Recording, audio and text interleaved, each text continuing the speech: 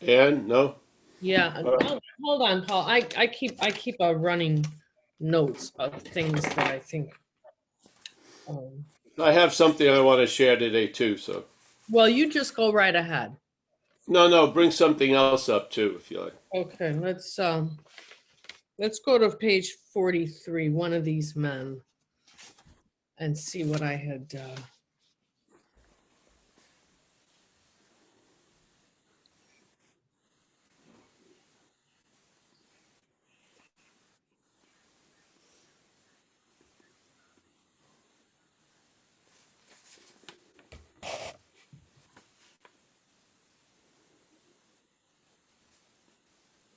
Okay, this is where we talk about there is no earthly, if you remember, um when Ebby was told by Young, I think this further goes into that there was nothing on this earth that could cure him from a medical perspective.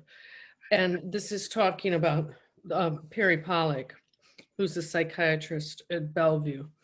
um he made the statement to some of us: what you say about the general hopelessness of the average alcoholic's plight is, in my opinion, correct.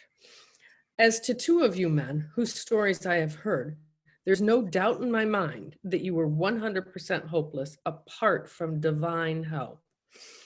Had you offered yourselves as patients at this hospital, I would not have taken you if I had been able to avoid it. People like you are too heartbreaking. Though not a religious person, I have a profound respect for the spiritual approach in such cases as yours. For most cases, there is virtually no other solution. It goes on once more: the alcoholic at certain times has no effective mental defense against the first drink. Yeah?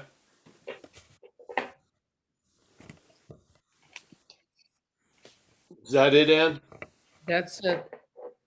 Thanks. Thank It, you. it does go on to the end of that paragraph that I stopped reading and finishes with his defense must come from a higher power. Yeah. Well, thanks. Paul Alcoholic, pleasure to see everyone today. This is, of course, in this one sentence, he talks about, if you're on page 43, what you say about the general hopelessness of the average alcoholics. But then in the one of the prologues, it talks about we have recovered from a seemingly hopeless state of mind and body. So seemingly is really important because hopeless is really how the bottom is generated. Seemingly hopeless is the first shot of hope uh, in AA. So you feel hopeless, and because you have hope now. Yeah. When I was hopeless, my head didn't want to let me know that because it thought it would be unbearable. So I was in quite a lot of denial about my hopelessness. But when I come into AA and I admit the hopelessness, I see it in a new light, not even knowing it. I see it as seemingly hopeless. In other words, it's appearing to me to be hopeless. That doesn't mean it's hopeless. Yes? And I feel that as a great. I really like the word seemingly because one of the definitions, it's appearing to be true or false to us. So this is like in some people, they think alcoholism a disease of the perception and stuff like this. This is all talking about that. Yeah. So basically, the way we're built, seemingly, there's a bias to it. Yes. So let me see what else it said there. And then of course, then it says we're 100% hopeless apart from divine help. So basically, we're not 100% hopeless. Yeah, we're not apart from divine help. We just think we are. This is what we need to be convinced. Yeah, that which is playing God, that has us in a seemingly hopeless state, isn't God. Yeah. So, uh, because, yeah, we're 100% hopeless apart from divine help, but there's tons of divine help. You want to call it just help, there's tons of help. So we're not hopeless. Yeah.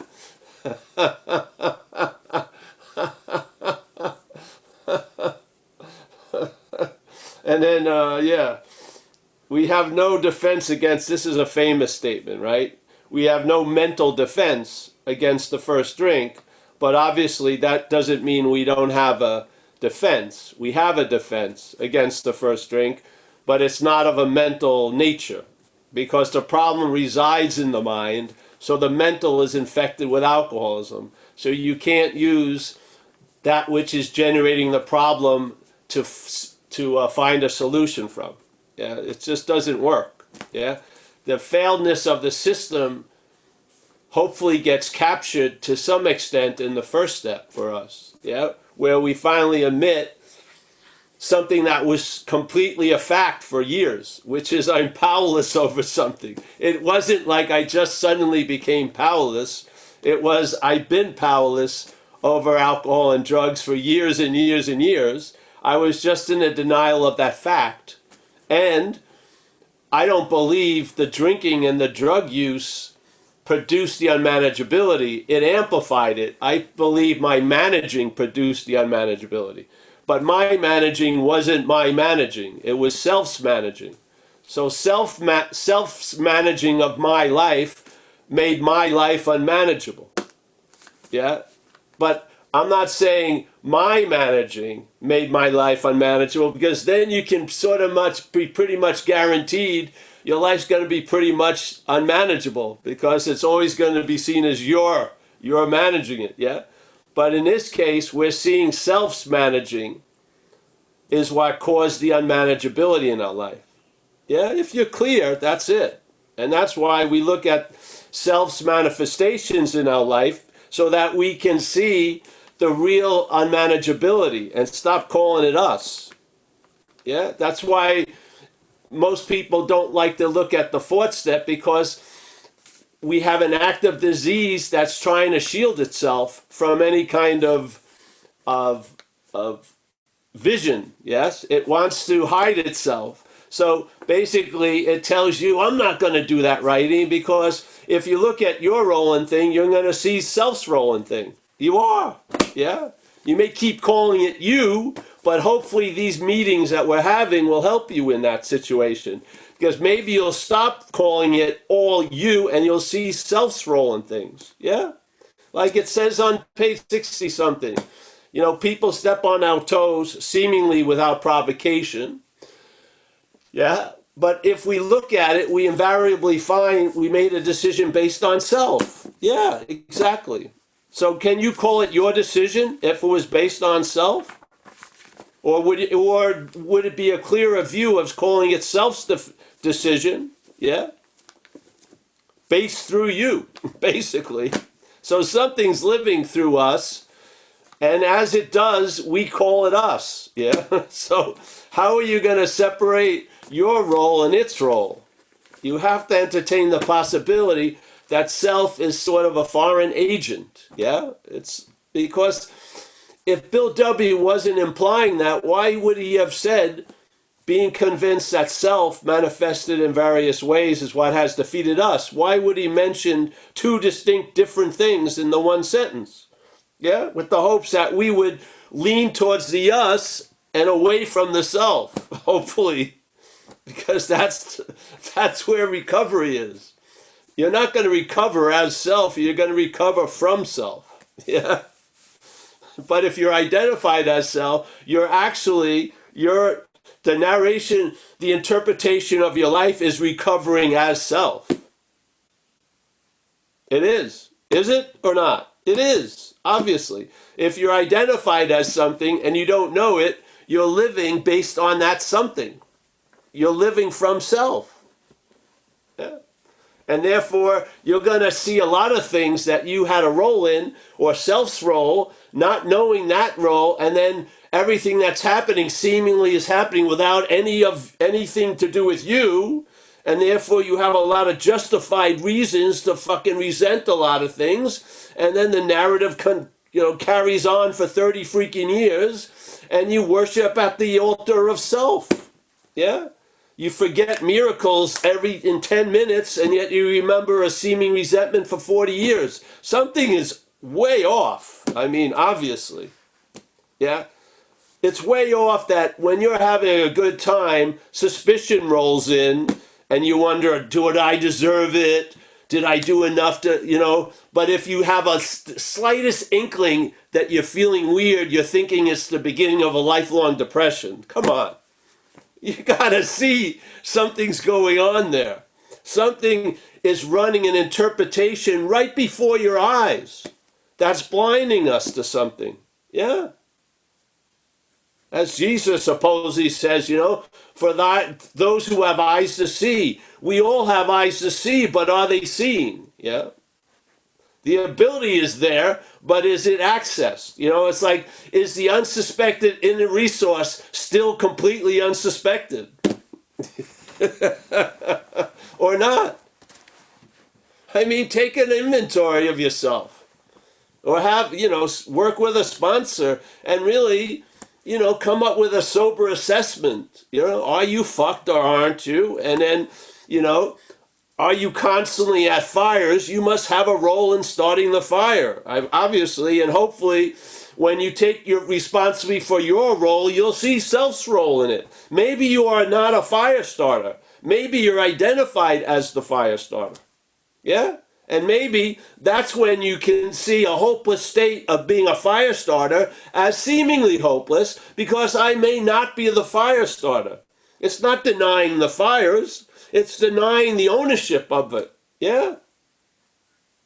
How are you going to have relief from all the shit that seemingly you and I did under the influence if you keep thinking you did it? Yeah? That you don't see the role of the gorilla in your life. You know what I mean? I mean, seriously. Do you think I hatched up, all right, around 8 o'clock tonight, I'm going to be crawling around a rug looking for cocaine. Whatever's sort of white, I'll take to be a piece of cocaine, and I'll even put it in a fucking spoon and try to shoot it up. Oh yeah, that was the outlook I projected for that day. Give me a freaking break. It's not your life. Something's living through you. It's either, let's say, the higher power or the lower power. Either way, there's something living through us. As soon as the mental state got developed, things started to come in, yeah? And take us over and use us for transportation.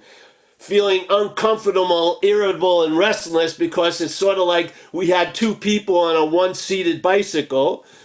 Alcoholism entered, and we felt irritable, restless, discontent. It directed us our solution to that, and we started getting loaded, which wasn't a solution to it. Yeah? And there you went. And then there came a point where the addiction to self was so paramount, you became addicted to your pseudo ideas of relief from it, shooting coke or drinking or whatever. And then you lost all sense of power, and basically you were used for transportation. And lo and behold, with this incredible, unique, special, terminally unique story, you end up at all the same parking spaces we all end up. Institution, jails, and death. How did we all get here? I'm not like you, but I sure ended up at the same fucking place. Something must be directing all of us. Yes? AA calls it self. Yeah. What do you call it? You? There's the rub. If you're calling self you, you're like the fucking O'Hare, you're like O'Hare Airport. Fucking everything can land in there. You got a huge tarmac. Shit's being unloaded all fucking day. Shipments from 3 years ago and 5 years from now. How am I going to deal with this? Exactly.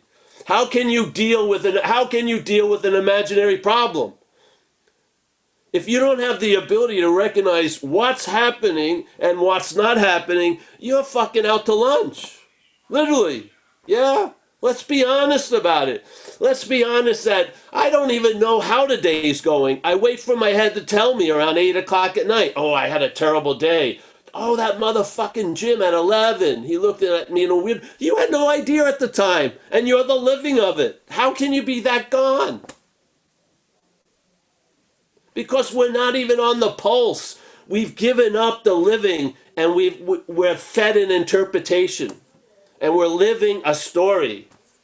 Yeah. And some of the story is so weird. It's like from 1979 and you're trying to match it with 2020. It's fucking ridiculous. You've been 32 years sober. You're not the same fuck that came into the program. You know what I mean? You don't have to have handcuffs all day because you may do something. You're not going to do shit. You're going to help somebody maybe. Yeah. You can't even enjoy the freedom from the bondage of self because self keeps telling you it's coming back at any minute, any second. Whoa! Jesus. Yes, exactly. How can you look forward if you're constantly looking over your shoulder? It used that with time. That's why we do the amends, because then we're freed from the past. Yeah, because it loves to have us locked in there. Self, it does. And it loves us to be completely concerned about the future so it can take us over now. Yeah? It can't take us over now. It uses the past and the future to take us over now.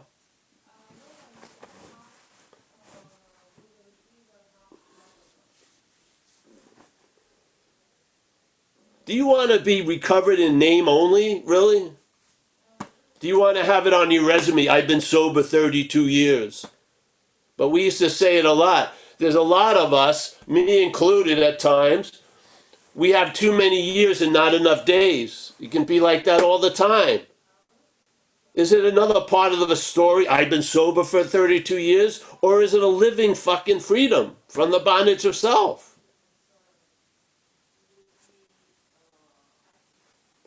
This program is a program of attraction, not promotion. Yeah? It's the relief and the freedom that we're enjoying that's attracted to people who aren't in that relief and don't have that freedom, I believe. On some other level of consciousness, that's what's attractive, is see someone who's like a free-range alcoholic where you've been in 5 years of programs and jails and terrible marriages and shit, and someone just like you is living free from the bondage of self a day at a time. How much more attractive can that be? Yeah?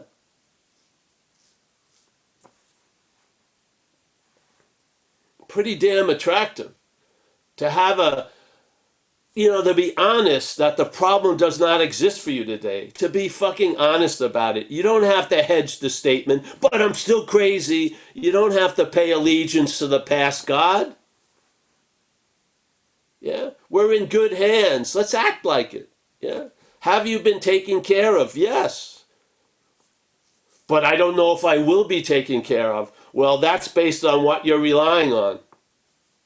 Truly. If you're relying on self, you're going to have anxiety about being taken care of. If you're relying on that higher power, you're enjoying the experience of being taken care of now. Basically. That's how it goes. Yeah? One thing's available to what's happening, the other thing is completely available to what's not happening.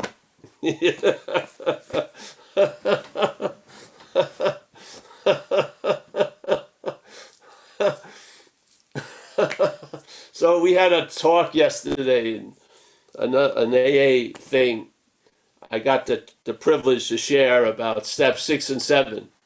And so we went off on some tangent, but I went back to that page 53, if anyone has a book there, about faith, yeah?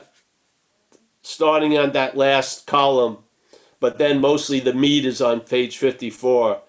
when he's been spending a lot of time trying to make it okay for people who have who are agnostic or have a resentment towards an idea of God to sort of still come in and practice the program, and basically trying to point out to them, you're fucked, really, you know? And so maybe you should be open to some suggestions. So he says, that was natural, but let us think a little more closely. Yeah. All right, so let me go to the paragraph earlier than that. Arrived at this point of being screwed, really, yeah? We were squarely confronted with the question of faith. We couldn't duck the issue. Some of us had already walked far over the bridge of reason. What is that? The bridge of reason is thoughts, yes? The thought system. Where does the problem reside? In the mind. Where is the demonstration of the activity of the disease of alcoholism? A deep faith in thoughts. So false evidence keeps appearing real. That's the dilemma, yes? So here, we couldn't duck the issue. Some of us had already walked far over the bridge of reason toward the desire shore of faith.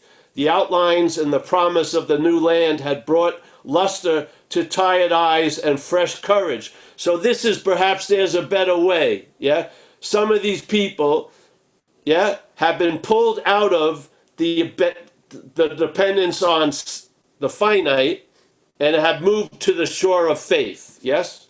What a power. Then he drops down at the bottom and he goes, without knowing it, had we not been brought to where we stood by a certain kind of faith? For did we not believe in our own reasoning? Yeah? I would actually question if it's our own reasoning.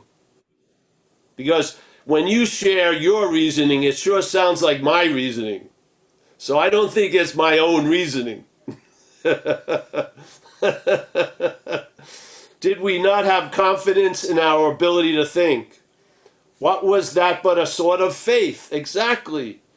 Yes, we have been faithful, abjectly faithful to the God of reason. So in one way or another, we discovered, I hope right now, that faith had been involved all the time. Yeah? So we were talking about it yesterday when it says, turning our will and light and our will and our lives over to the care. What are you really turning over is faith, basically. That's what we are. As Jesus says, as you believe, so it is. That's what we are as an activity, yeah? And when someone says they don't have any faith, there's faith in that. Yeah? They have faith that they don't have any faith. You can't get out of faith. It's a force, yeah? Now, faith is going to manifest here in the vehicle it's put in. So if the faith is put in the thought system, what does it produce? Mental anxieties. Yes? What does faith in the thought system produce? It produces false evidence to appear real. That's what it does, yes? Then we react as if it's real, which it ain't, and then the shit hits the fucking fan. Yeah? So basically, what we're turning over when you say our will and lives is our faith. Yeah? And Bill W. says, perhaps there is a better way. Let's drop the perhaps. There is a better way. Yeah? Trusting, which is what? Faith in action. Yes? Trusting, instead of trusting finite self, trusting the infinite. Yeah? Now, it doesn't say we're going to do that. It's going to happen to us. We're going to tell the truth about what we've been relying on and recognize and come to grips with the failure of that. Yeah? With the hopes that that recognition will open us up to surrender so that the higher power can attract the faith that's in self and bring it out of self. And you can see it through the program. They describe some of the effects. And one of them is you're going to lose interest in self and gain interest in others. That's when the faith is being moved from the reliance of the failed system over to something that works, yeah? So basically, my will in life is truly a manifestation of faith. Yeah? And I'm surrendering faith over to that power. Through the program, that faith will be turned away from faith in what isn't reliable and put into what is reliable. And you and I start showing the effects, and then we start sharing those effects. Yeah? And then everything that was said about the solution in the big book becomes intimate to us. We now have the experience, at least in some periods, of not fighting anyone or anything. We have the feeling of we've been placed in a position of neutrality with no thought or effort on our part. We have that feeling constantly that something is doing for us what we cannot do for ourselves. All of these become an intimacy of that power. Yeah? And the faith that's been put in it. Yeah. Hallelujah. Yeah. So the steps are to basically, let's see, our role, which is faith, our role, yeah, in what's happened. And so you realize, as it says in page 67, I think, why are you in so much fear today? Isn't it because self-reliance has failed us? Exactly. Faith in self has failed us.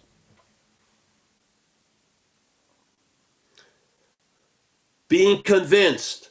We will now look at self's common manifestations, or some of its common manifestations, and realize that self manifested in various ways is what has defeated us. So it's how self has defeated us is through the manifestations. What fueled it was faith. I believed the interpretation I was listening to all day. I believed you were out to fuck with me. I believe I'm a victim. I believed it's the judges. It's the cops. I believed a lot of shit.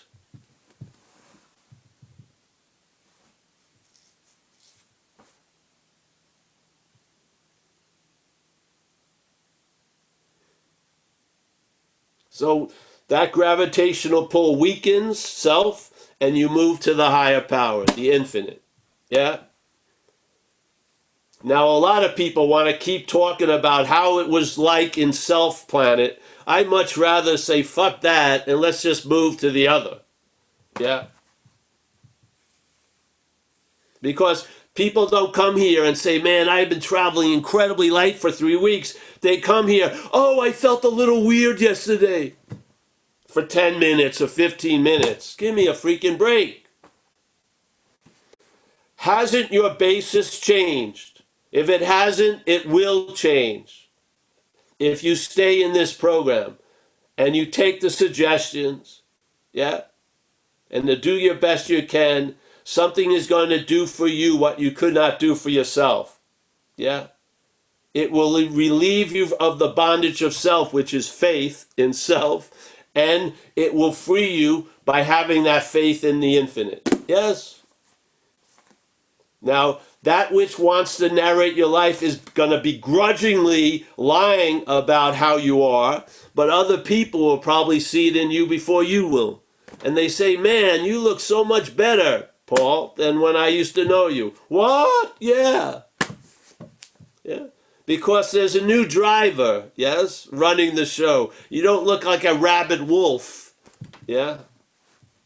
See what people look like when they go back out. Their whole facial structure sometimes changes, and their eyes definitely change in like 1-2 days. They've been taken over. The faith is now in self again. Yeah. So, yeah. I'm so happy there's a solution, really. I really am. I mean, this solution has been so awesome. I've never had a solution in this life like this solution, where the problem doesn't exist for me today. That's a fucking incredible solution. I've had a lot of solutions concerning getting run over by cars, but the problem has never not existed for me. Yeah? one leg shorter than the other. It's a little fucking crippled. So it affects the experience here. And I've had a lot of solutions to it. But this solution, the most dominant, nasty influence that I ever had in this life, which was active alcoholism and active addiction, that problem does not exist for me today. What a fucking solution. I mean, I can't believe it. Yeah? I can't believe I don't have to fight tons of thoughts about getting loaded. I don't have any thoughts about getting loaded. I don't have to change feelings that I really want to get high. I don't have a feeling of wanting to get high. That's unbelievable. It's incredible. It's truly like being revised up and down. That's why they say you're going to have a new freedom and a new happiness and a new attitude and a new outlook. The old is out with the old. And now welcome the new. Yeah? It's not going to be a rehabilitated old. It's going to be discarded. Yeah? You're not going to be run by the past. You won't shut the door on it, nor will you fucking think much about it anymore. Yeah? You'll be in the new. You'll feel fucking alive, and I bet you'll start feeling content and satisfied, which will change a lot of your behavior. Seriously. Because most behavior is based on not being satisfied and discontent. Yeah? Really. I don't want to get out of myself all day. I realize I can't escape from what I'm not actually in. So, fuck it. I don't think it's unique. I think it's available to every one of us. Yeah, because we're dealing with the same dilemma. It's not like I'm a unique mental strain. I'm a fucking dog shit addict alcoholic. Seemingly.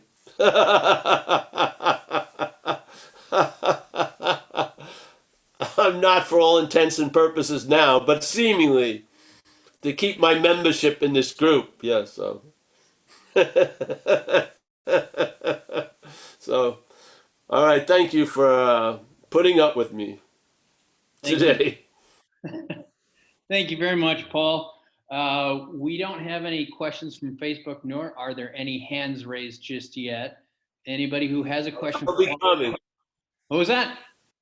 They'll be coming, I'm sure. Oh, I'm sure they will. In the We're meantime, stunned for a minute. We've stunned it for a minute, but the parasite, like the legs will go. Yeah.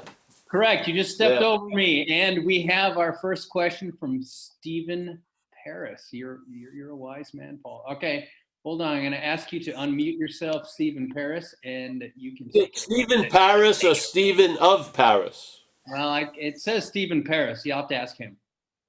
We'll have to ask him. Hi, it's Stephen Paris. Stephen?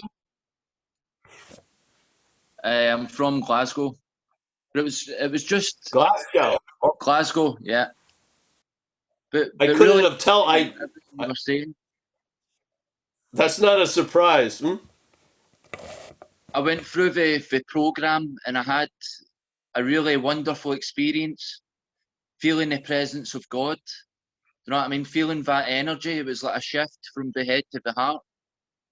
And I'd been doing inventory, like nightly inventory, for about a year. And I heard your message talking about just kind of letting go of different techniques, such as inventory. And I seen the truth in that how we're constantly analysing the manifestations of self and the ego. But I mean, the only problem I've got is my sponsor is really big on steps 10 and 11, and he thinks I'm on a kind of shaky place because I'm not doing inventory. But I've not been doing it for 8 months and I've been fine. It's just, have you had any experience with anything like that? Oh, yes, for sure. Yeah. Yes, I've had experience with that. But the point I feel, and see, this is where I can become a blasphemer, so I've got to be careful. I've been burnt at the imaginary stake a few times. But So what's there to lose? See, this is a feeling thing, yes? So at certain times, a lot of things may be necessary. But when those conditions that demanded the necessariness of those things changes, then the necessariness of those things changes, yes? Yeah. So for me, when I was young in AA, doing nightly 10 steps led to not needing to do so many 10 steps, yes? Yeah. They changed the condition that demanded doing 10 steps. Yeah. So now when something comes up, I'll do it, but not much comes up anymore. Yeah. So to me, I love tools, but I love more not to have to use them. Yeah. Yeah. Yeah.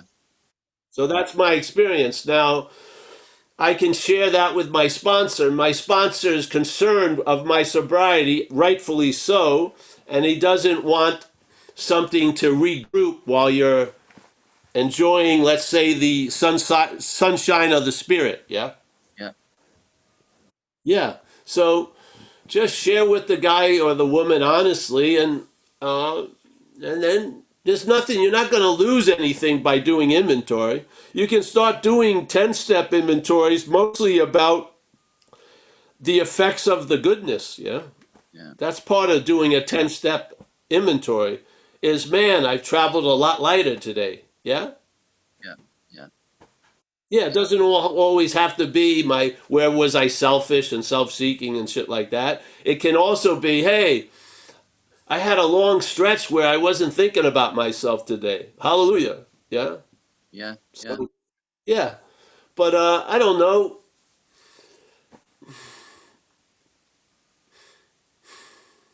So let's say you have a suit that you wear and then you grow out of the suit. Yeah. Yeah. And so therefore, it's not like you're not going to have a suit. You're just going to have a better tailored suit. Yeah. So we're constantly growing out of old conditions. Yeah. Sort of like if you're a plant, when you're small, you can be in a little pot, but if you start thriving, it necessitates you getting into a bigger pot. Yeah. Yeah. If you want to keep it in the smaller pot, it's going to define it and keep it smaller. But I feel life keeps making bigger pots. Yeah. In recovery, I do. But I'm down, I have 30 something years. So I've been under this influence a long time. Yeah? Yeah. So the influence has led me not to do much to maintain a spiritual condition, other than know I'm a spiritual condition. Yeah. So if I talk from my own experience, that's what I can say. If I talk to someone who doesn't want another person to go out, then I would say, yeah, you know. And then step 11 is improving one's conscious contact. Yes? Yeah. It's the suggestions are prayer meditations. They're not the only suggestions down the road. Yeah? There's a Yeah. lot of ways we improve our conscious contact. Being in conscious contact improves it right there, tell you the truth. Yeah? You know what I mean? Yeah. Like when you're awake to being awake, that's an incredible maintenance of conscious contact. Yes? Yeah. So it could be gazing out the window. It could be walking in the woods. It could be doing service. There's tons of things. Basically, everything you'll do at a certain point in your day will be improving one's conscious contact. Mhm. Yeah? Yeah. Everything. So you see, based on one condition, these are the suggestions. Based on other conditions, they can't be the same suggestions. They've got to open up a little bit. Yeah? Yeah. Yeah. So that's my humble take on it. Thanks a lot. Yes. Thanks a lot, Stephen Paris of Scotland. Thanks a lot, Paul. Stephen Paris of Glasgow. That's correct. Our next candidate is Beatrice. Unmute yourself. Well, let me ask you to unmute yourself. Okay. Hey, if Beatrice is a candidate, I'm going to vote for her. She It gets my vote. depends what I'm a candidate for. I'm going to Hi, do a mail-in everybody. ballot. Beatrice. Yes. Everybody, Beatrice, alcoholic, and thank you, Paul. You just always just bring it home for me. So 2 points I'd like to make. First of all, I love what you said about the conscious contact. I started doing this thing called two-way prayer. I'm sure you know what it is, and I've been doing it for months now, probably since July. I'm sorry, talking my hands.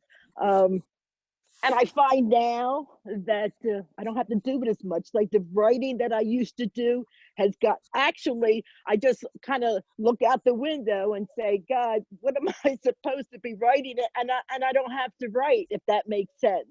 Yes. And I usually do that first, but the other day I went for a walk first, and that contact was so much stronger than the actual sitting down in the chair, my sacred spot that I call, where I do this kind of I want to say discipline, and that's really what it is. It's just something that just kind of gets me. I don't even know It's a what the habit. word is. It's Yes, a habit. yes, A yes, nice yes. habit. Yeah. Yes, yes. So, and I love it, and I do it every day. But the other thing I wanted to, but I love what you also say about it can be other things that we get conscious contact through, just not that, the Yeah. walking, whatever it is. But the other thing I wanted to mention, and I love what you said earlier, and I always relate to that part in the book where it says, we had a new employer being all powerful. He provided what we needed if we kept close to him and performed his work well. Established on such a footing, we became less and less interested in ourselves, our little plans and designs. More and more, we became interested in seeing what we can contribute to life. And this is the killer for me. As we felt new power flow in, as we enjoyed peace of mind, as we discovered we could face life successfully, as we became conscious of his presence, we began to lose our fear of today, tomorrow, and the hereafter. We were reborn. Whoop, whoop. That I just love. That's all. Thanks. Yes. The thing is, see, the conscious of the presence is the highest improving of the conscious contact. Yeah. Now, maybe you need tools to allow that to happen, but that's not necessarily the only way it's allowed to happen. So, yeah, it's based to see where you're at. So there's a lot of things I used to do that I don't do now, but when I was doing them, I needed to do them. Yeah. See, I don't know how to express this, but it's like it's living. Yeah, it's living. You grow in and grow out. You grow in, you grow out. You grow in. That's why it's nice to have a sponsor who you trust so that because they may be able to see how your river's flowing more than you because you have a vested interest in it. They may not have such a strong vested interest in it. Yeah? So yes, but it's a constantly growing in, growing out, da da da da da. It's not stagnant. Yeah, this is a living. This is a design for living, not a design. It's designed for living. It's an activity. So I did a lot of things religiously, and I don't do them at all now because I was in different conditions back then than I'm in now. All I want to have is the grace and the eyes to see how to dance with the conditions I'm in. I'm not going to use the same dance steps that I used to get out of something that I'm not in anymore. I'm not. It doesn't make any sense to me. Yes? So basically, this is a living event. Now, I'm not saying anything, but the people who wrote the big book, the most time they had was 4 years of sober life. They're not like the apostles or saints. They're just like us, and they had 4 years of an influence. We've had a lot of years of the same influence, yeah? And this power is constantly going to reveal to us. And now their constantly was for 4 years. Ours has been for many, many more years. So more stuff gets revealed. Yes? Yep. Yes. So let's say they went through 4 cycles of growing into, growing out of. Some of us have gone through 33 cycles growing in and growing out. Yes? And so what was imperative for the first few cycles may not be now. But the sense of that presence is, that's as the world turns, that's the hub of the turning, is the sense of being awake. To what? Now. Yeah. That's the presence. Everything else is past and future. Yeah. The presence is exactly what it says. Now. Yeah. And if you're in the access of it now, all the tools that you ever used have done their job. It's not to become the master of the tool, it's to be free. Yeah. We had that old story, maybe I'll use it now, the Poopa Scoopa story. It's when I work with knuckleheads, very difficult. So, me being included. So, the Poopa Scoopa story is about a guy has a beautiful house, huge yard, and he loves that yard. Every morning he jumps off the porch with no shoes on, lays down, does angel wings, and loves it, rents it out for marriages, has lawn bowling tournaments, dog shows, not dog shows, but everything. Very into it, yeah? And then one day he jumps off the porch and he lands in some shit. Yeah? So he got to go back on the porch, and there goes running around in the morning dew with no shoes. There's gone. He has to wear shoes now. Then he starts walking around the property, and he sees there's a lot of shit all over the place. Dog shit. Yeah? It smells, and now he starts to worry because he has a lawn bowling tournament this weekend and then a marriage next weekend. So now anxiety arises. What am I going to do with this shit? So he does, oh, fuck it. He goes in, watches some movies, just denies it, goes back out with the hopes that it's gone. There's more shit. Yeah? So what does he do? I don't know. I can't fucking deal with this. So he turns down the thing, cancels the lawn bowling tournament, and then he starts looking at videos of lawns, Kentucky bluegrass and everything, and he's reminiscing, and he starts bitching to some people, and they have the same experience. Jesus, I can't even go out in my yard. It stinks to high heaven. And so now they have meetings, and everyone gets together and starts bitching about what's happening. So then they realize this guy looks on the internet, and he finds that a Poopa Scooper. He orders that Poopa Scooper, and he goes out and he starts picking up shit. And he gets like about a 2 by 6 feet piece of his old lawn back for a couple hours. Yeah? So he shares this with the group. And the group is like, what? And he goes, yeah, and here it is. Here's where to get the Poopa Scoopas. Now he gets 2 of them and he becomes really good. So he's like a master of shit picking up. So he starts going, becomes a circuit speaker, and he goes to all these meetings, and yes, I'll show you how to pick up shit faster than that dog can fucking dump it, and this and that. And then he starts getting autographed models, and he's got a huge business now, and he's write a big book, and people look at him as he's the master of Poopa scooping. And so he thinks he's got the answer, yeah? He's got leather jackets with Poopa Scooper and everything on. Then one day a guy comes in and says, hey, I heard you had a problem. He says, no, I've mastered the problem. I'm the greatest Poopa Scooper. And the guy goes, well, why don't you just find the dog? Yeah. What? Yeah, if you get rid of the dog, there goes the shit. See, the dilemma with this is we think we're the dog. We can't entertain being free from the dog. We're entertaining being free as the dog. And then when this guy hears the solution, find the dog, his head is quite invested in the problem. He's a fucking circuit speaker. He's a master shit picker upper. He doesn't want to hear get rid of the dog. Yeah?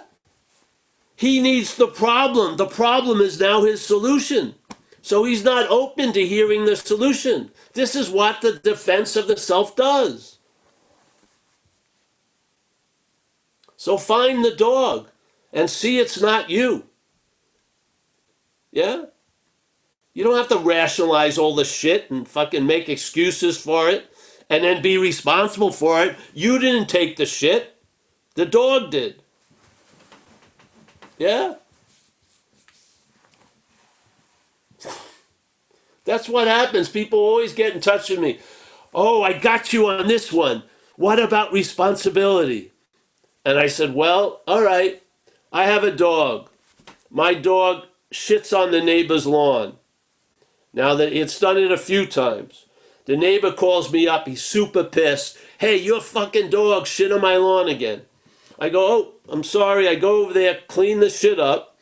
I tell the guy, hey, this ain't going to happen again. And I start walking the dog in other streets, yeah? Now, I was accountable for my dog, but I wasn't responsible. I didn't think I took those shits. And I didn't have guilt and shame for 30 years. Why did I shit on the neighbor's lawn? I didn't. The dog did. Yeah, I'm very clear it wasn't me, but I'm responsible for it because it's supposedly my dog. But in fact, it's accountability, not responsibility. Yes?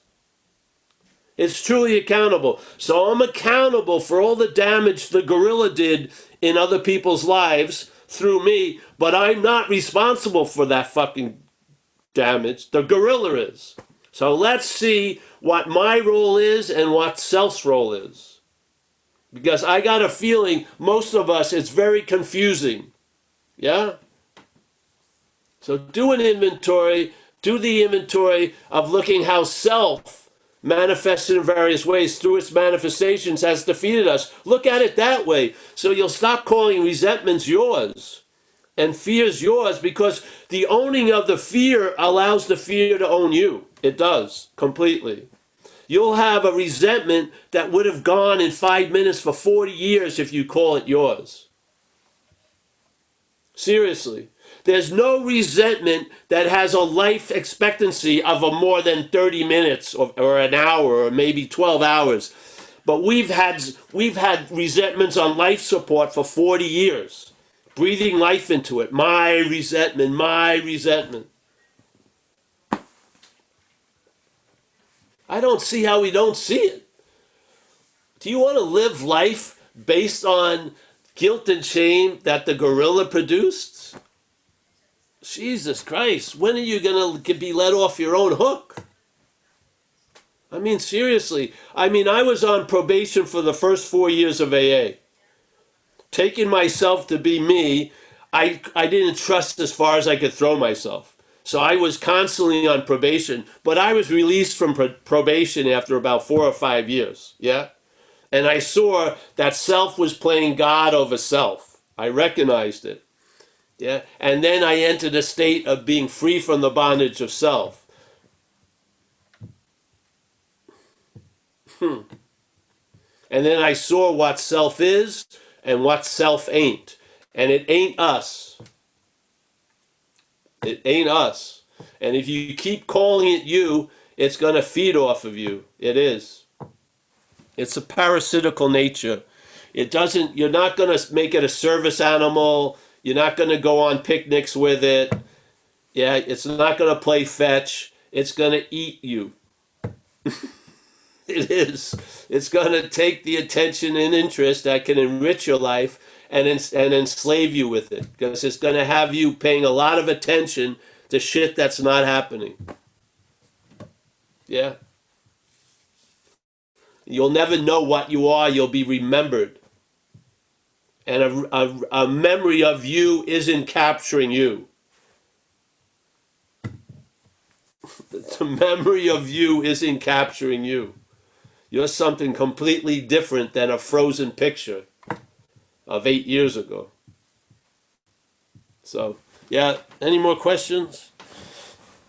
We actually have 2 questions left. Thanks a lot, Paul. Thanks a lot, Beatrice.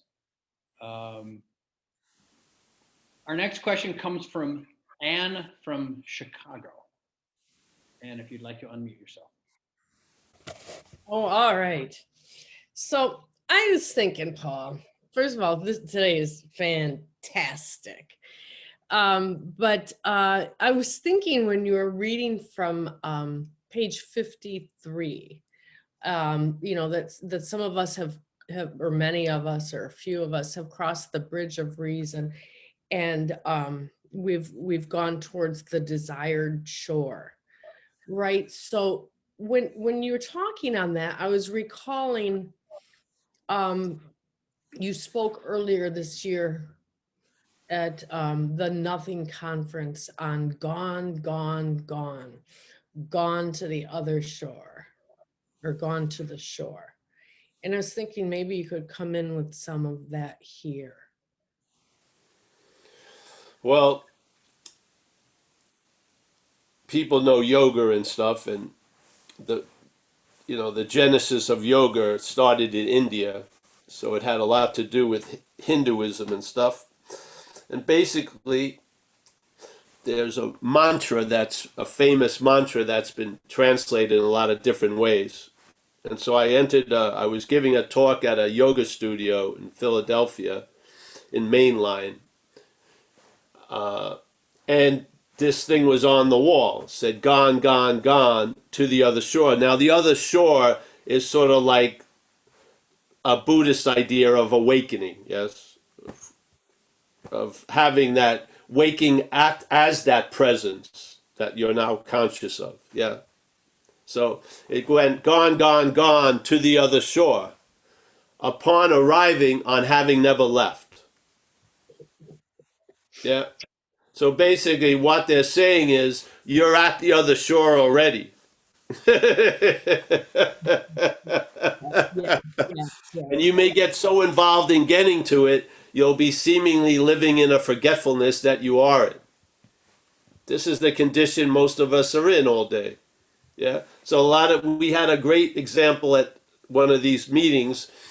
A friend in England, he would every day say the third step prayer of "Please relieve me of the bondage of self."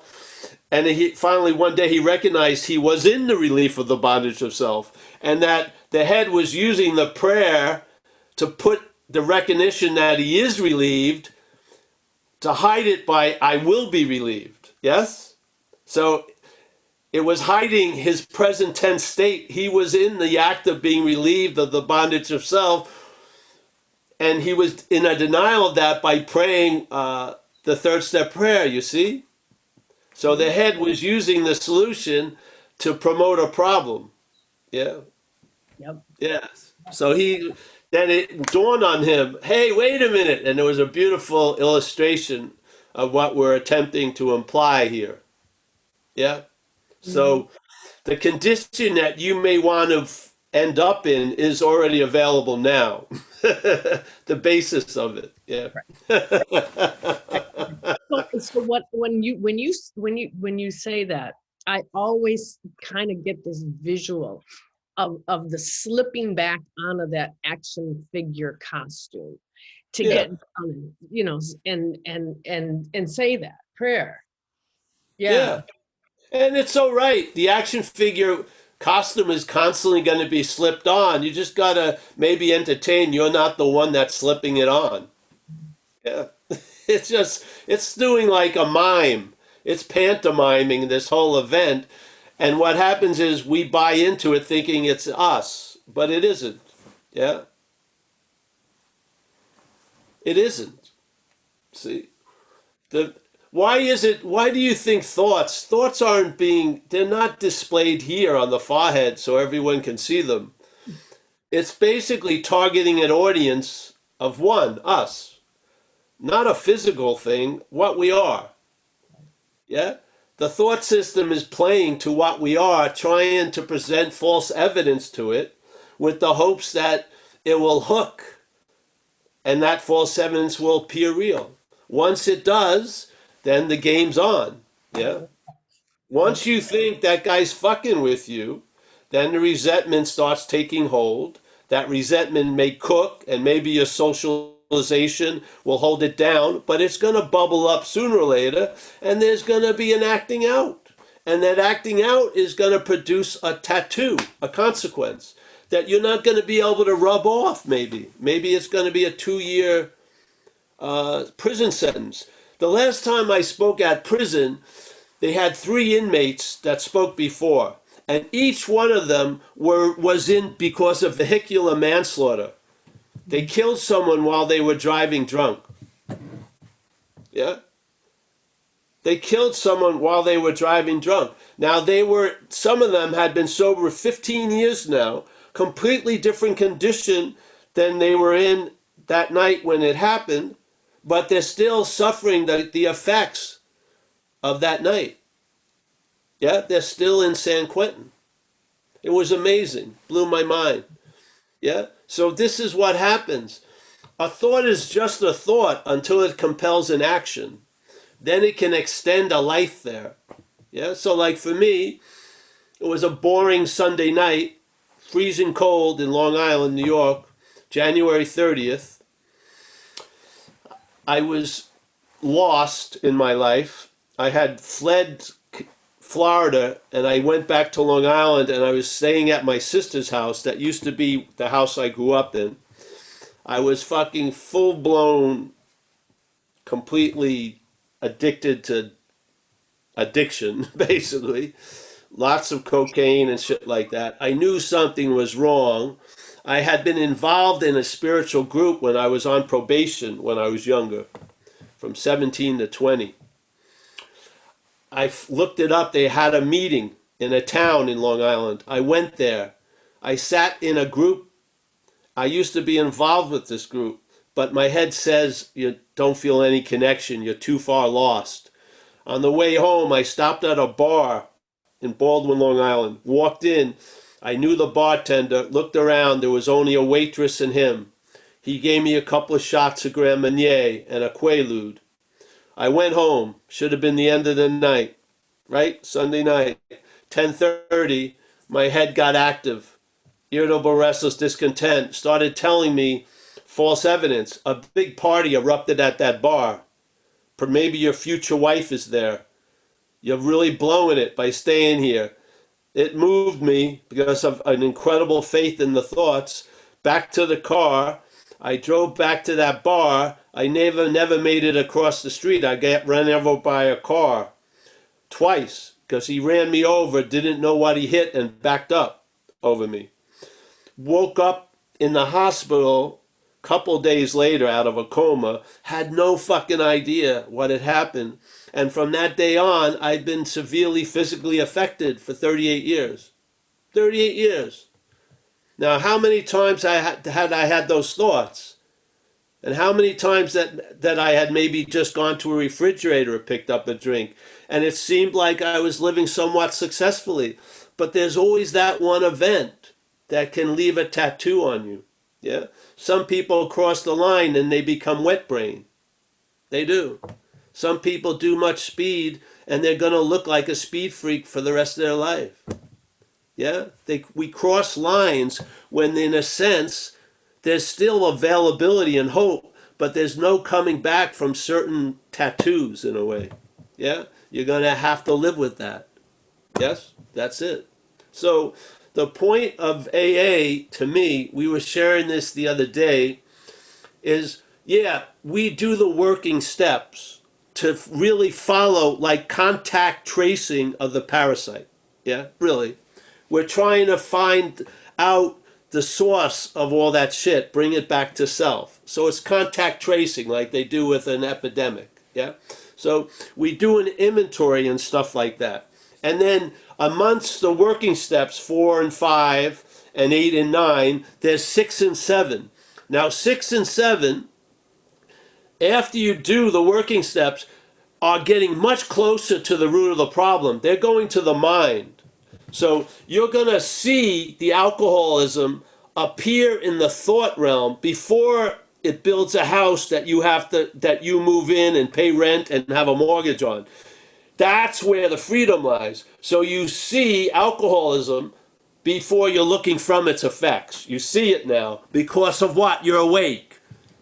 The conscious presence gives you an awareness of what you were living without knowing it. You were living in a condition of being taken over without knowing it. Now you know it. So you're watching it do one of its maneuvers, and then you bring it to 6 and 7. You say, hey, I'm entirely ready to have this that is from what I'm not, be reconfigured, and you ask that power to do it. That's 6 and 7. 6 and 7 is the closest steps to where the problem resides. Yeah? You're right at the bakery of alcoholism. It's cooking up its new muffin of the week, you know? And it's good to catch it before, because once it's out on the market, it's hard to have a recall, yeah? You can't go to the judge and say, no, you're going to jail. You killed the person, yeah? So it's best if you can see it before it gets a chance to manifest. Yes, this is being awake. Yeah. So 6 and 7 is the greatest tool of an awakened, recovered person. I swear. Yeah. Because you're going to see in your head exactly what you used to listen to with great devotion. You're going to see the same presentations. You are, and now you're not going to give it your devotion because your devotion is in the higher power. Yeah? That's the better way. That's the better way. So 6 and 7 are so potent, yeah? Because what else is, you can't take all you can do is point out the garbage. You can't pick it up, yeah? Self can't get out of self. But the higher power can take us out of self. It can. So bring what up, see this idea of abandoning. If you took a video of you abandoning yourself to God, you'd still be there. You can't abandon what you are. You can abandon what you're not. I can leave a car on a road 10 miles from where I live. I can abandon it because I'm not the car. So you're abandoning your old ideas. You're abandoning self over to the care of the higher power. You're not abandoning you. You can't do it. Can you pick yourself up? Give me a fucking break. You're abandoning something that you're not. It says abandon ourselves. It doesn't say that. I don't see self as me. I don't. I see it as something other than me. All right, I'm willing to abandon that motherfucker. Give me here you go. Hey, I just caught him, sprouting another baby. Here, turn it over to the Divine Orphanage. Here. Jesus, I don't want to feed that mouth the rest of my life.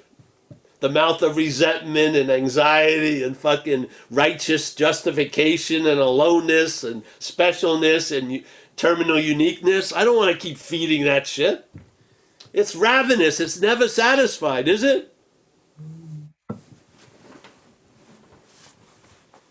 That's what abstinence is. Abstinence isn't putting it on a diet. Abstinence is not feeding it. Yeah. You know what I mean? If I don't fucking fuck with the dog, big dog, it ain't gonna wake up. If I'm there trying to tease it and shit like that, No. Abstinence is another topic we could speak about someday. What an incredible space where you have no thoughts or feelings about drinking or using. That's a fucking sacred, that's worthy of a temple site, yeah? Abstinence. If you could build a fucking temple of worship, abstinence would be a place. Yeah. Can you imagine living in it? There's no way in fucking hell you could have ever come up with abstinence. But you're living from it now. You were placed there.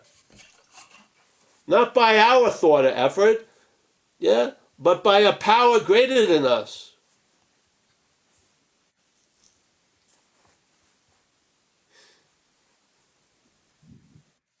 Mm. Thank you, Paul.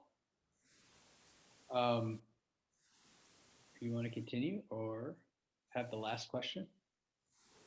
Know what I think? I'm going to have the virtual background as an insane asylum room. So we can be one inmate. We'll be speaking to the inmates. Maybe we'll get really clear then. The rubber. I'll have a straitjacket on. Yes. That sounds great.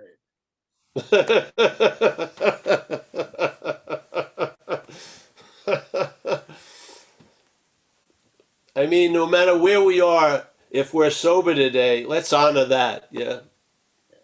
Let's just honor the miraculousness of not actively drinking or using or completely trying to change how I feel every fucking second.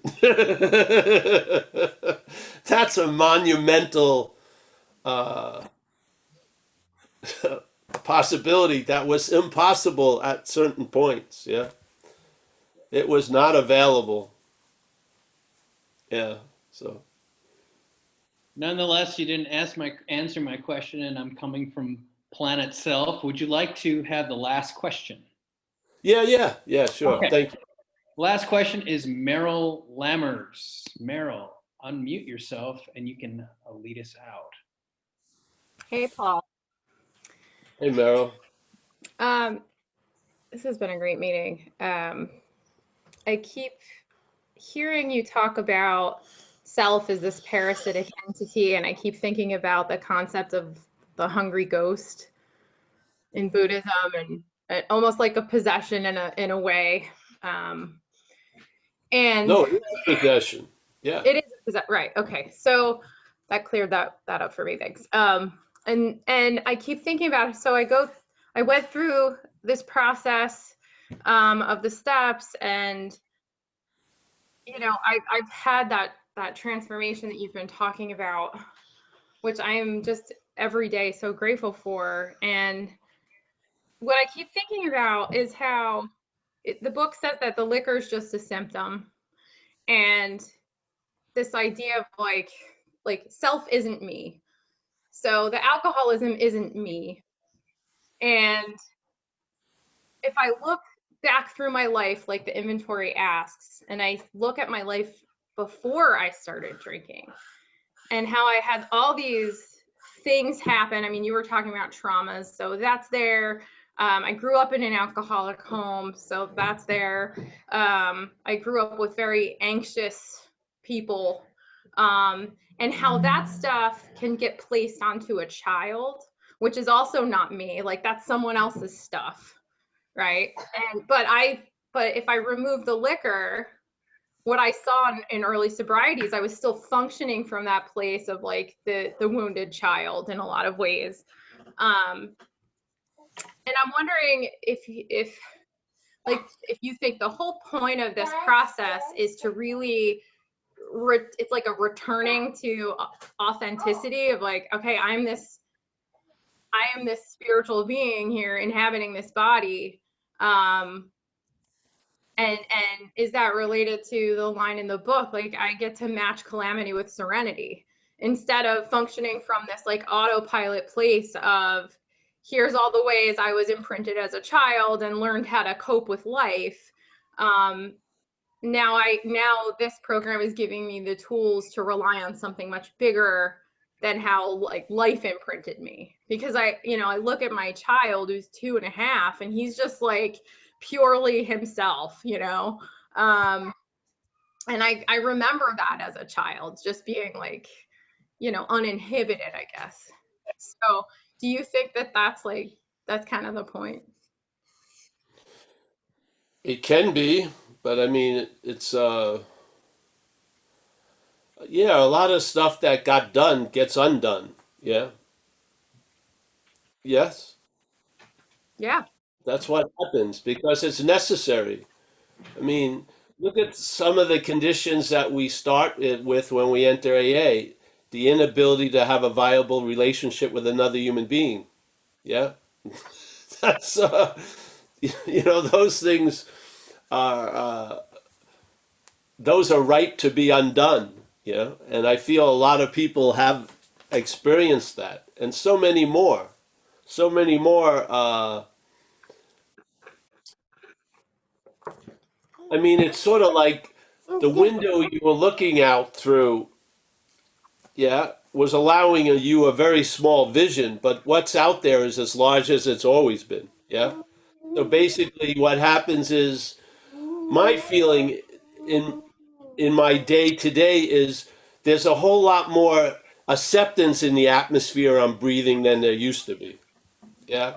So Paul, as Paul gets accepted, uh, is living in an acceptance, not in a rejection, which basically what I was living in since I was about 6 years old, seemingly. Yeah. So that's a huge atmospheric change. So yeah, I believe there's a lot of points, but that's one of them. Yeah, yeah, yeah.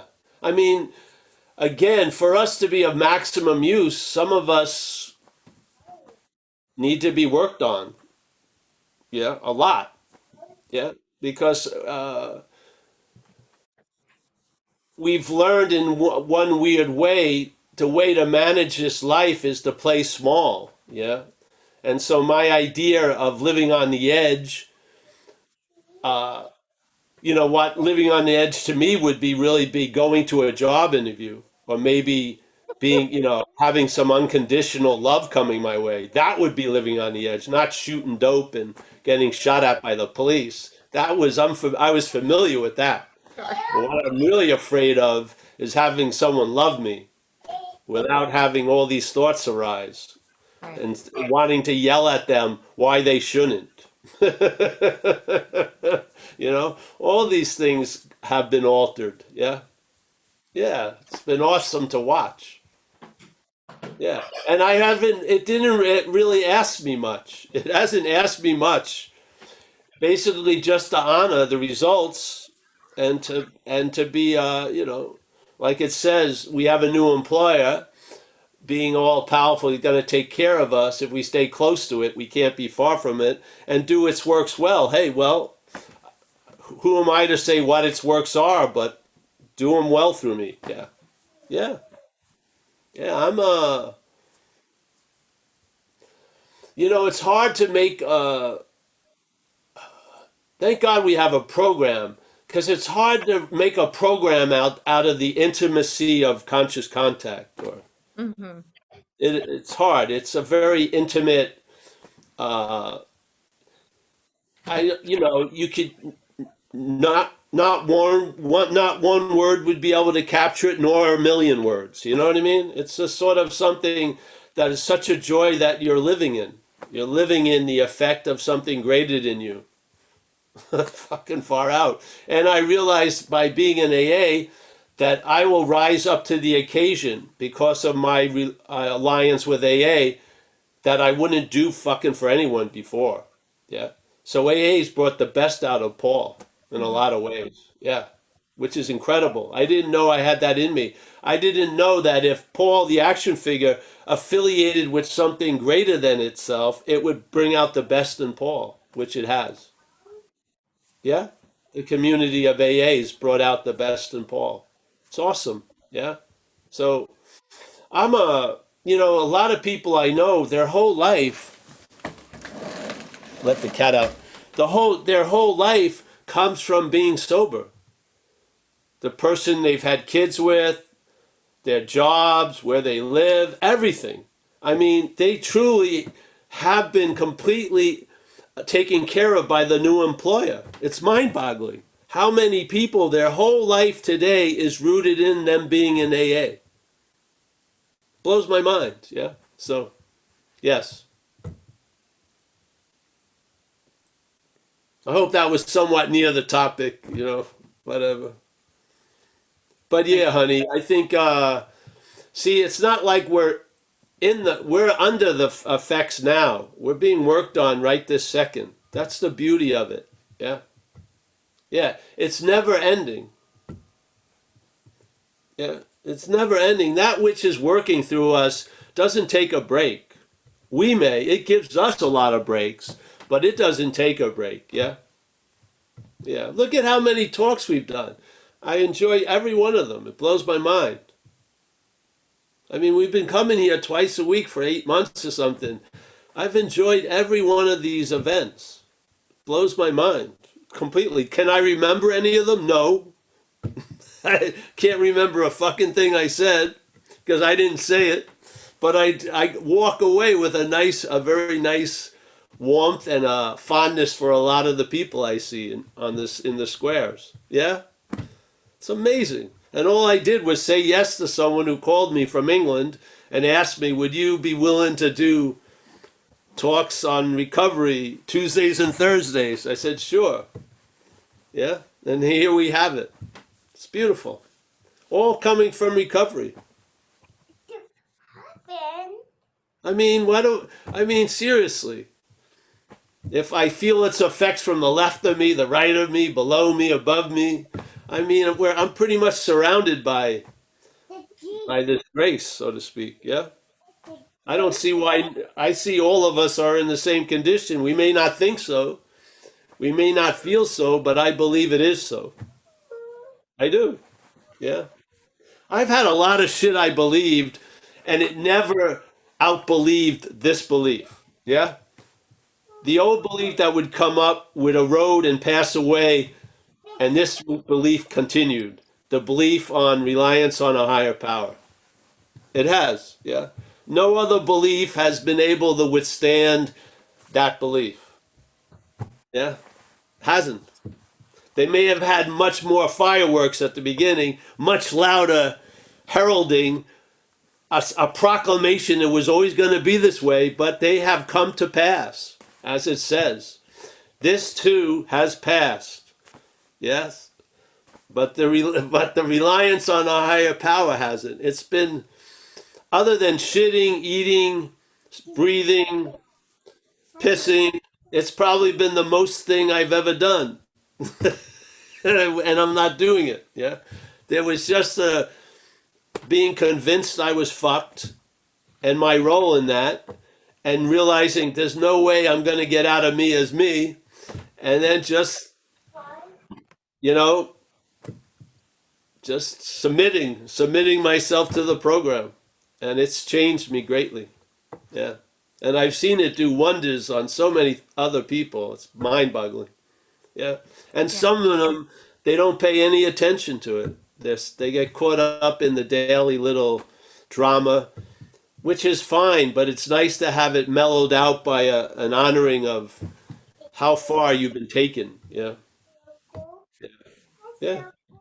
So, thanks, honey. It's nice to see you, Meryl, in these little videos. Very happy. It's nice to hear your child.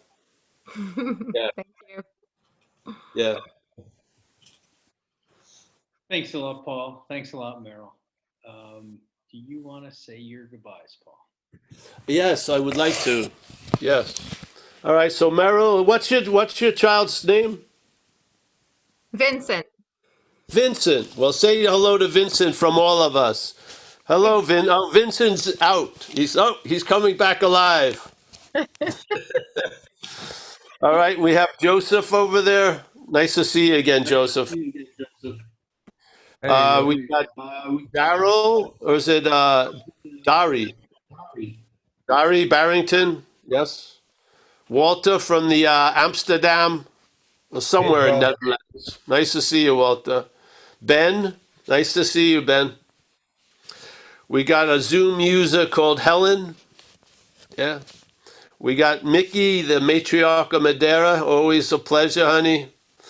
Alan. We got Justin. Nice to meet you, Justin, there. We got Nina again. Happy to see you, Nina. Keep coming back, yes. And, as always, we got Carl from somewhere. Well, from Ireland. Nice to see you, Carl. Jack G. Squatting on someone's property again. I see the ocean. Wow, it's beautiful. That's one hell of a cold ocean over in Massachusetts, man. Jesus Christ. We got Giselle. Nice to see you, Giselle. Beatrice. I've cast my ballot for you, Beatrice, already. Maggie. I stuffed the ballot box for Beatrice. We got Raven from British Columbia. Nice to see you, Raven. Stephen of Glasgow. Stephen Paris of Glasgow. Can you say miracle for us one more time? Miracle. Say one more time. Miracle. Miracle. Yes. Fantastic. John Thanks a Woodruff. lot. We're all, I want to say this I want to get that recorded. I want to say every meeting, we're all a miracle. So we want to do that. That would be cool. Every time Yeah. I'll have a little beeper when someone's speaking. We're all a miracle. Yeah, that'd be good. All right, John W., nice to see you. He's inside today. Wow, that's a first. Sharon, nice to see you. Amy K. or Amik from Seattle. Nice to see you, honey. Phoenix, there he is. Michael, Stacy, my main man. All's well, Michael? Yes, good. We got Maggie. Maggie there with, I like the hats up there on the ceiling, on the roof, I mean. No, on the wall. She's in the upside down. That's cool. We got, let's see, let me see who else is here. Hold on. Oh, we said hello to these folks. We got Kurt, as always, Kaiser, Rob Fa, Joseph C again, Jacob from Seattle. Hope you're doing well. Mike Z, as always, Paul, it's always a pleasure. Owen K, nice to see you, Owen. Hey, everyone, thank you for this opportunity. I hope to see you again. Tomorrow night we have non-duality, and then Thursday recovery, and yeah, hope to Vidim see you se again in ponovo, Zoom. brate. Thank you. Thank Ne you. razumiješ ništa, ali svejedno. Hey, Mike, stop recording. Kažem na hrvatskom.